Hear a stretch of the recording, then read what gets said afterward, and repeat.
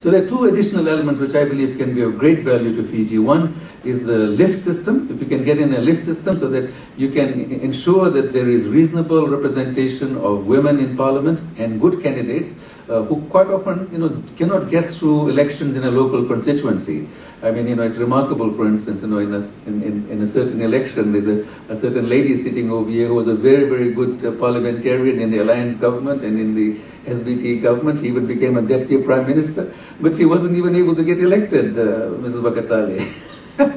And so we want to have a system which allows good people to get into parliament without necessarily having to get elected in some local constituency.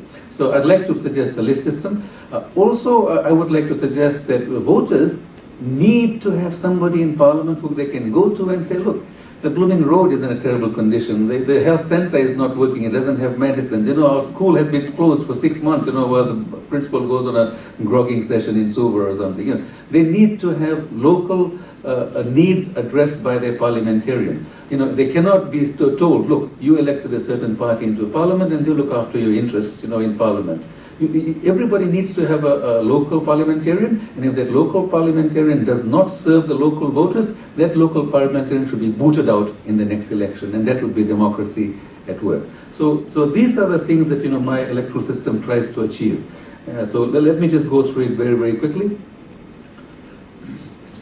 Every voter will get 2 ballot papers. So just keep in mind that although they get 2 ballot papers, we're not departing from the idea of one vote of equal value and equal standing, right? We simply have a mechanics of 2 ballot papers to make it easier for voters so they don't get confused by huge numbers of names and parties, on a list which they have to choose. Right? This system is going to make it extremely simple for a whole lot of our voters who are not all that terribly educated, right? So the first ballot paper only has the names of all the parties standing for election throughout the country. Only the parties. No names, nothing.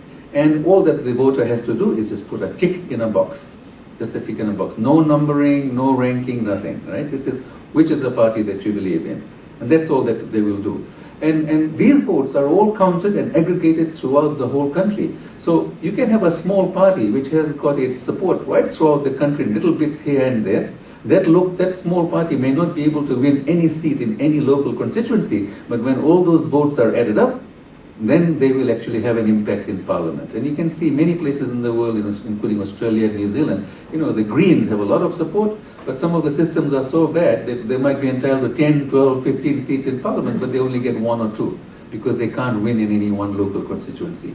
So this system over here, when you aggregate all the votes throughout the country, the percentage of total votes received by each party then determines the proportion of seats in parliament, less any independence, and I'll come to that in a while. Right? And so, this is an incredibly simple system where you can essentially look at any political party, you can do your calculation, whatever basis you want to do it on, or how many people in Lakonrobe support this party, how many in Tailevu, how many in Lomaiviti, etc. Add up all your estimates, and you get an estimate of the total support for each party throughout the country, and you'll say, this party will end up with these many seats in parliament. Very, very simple, very, very easy to project, except for the independence one. So this is what will happen. The moment all the votes are counted in this first ballot paper, the national ballot paper, you'll see in the last column, you've got that percentage of national party votes, right? So you've got party A with 40%, B with 35%, C with 20%, D with 5%, etc., right? And I'm working on a basis of a 50-seat parliament. Everybody says our previous parliament was too big, so let's just talk about 50. We can change the numbers if you want to, right? So what you have on the last line there is independents, and I'm just assuming that, let's say, 2 independents managed to get elected throughout the local constituencies, right? That means out of 50, you'll now have 48 to distribute amongst the political parties. 48 to distribute. So these percentages on the last column will tell you how many seats each party will be entitled to in parliament. 19 for A, 17 for B, 10 for C, party D will have 2 independents there, and 50. And that's it. This is the final result for parliament.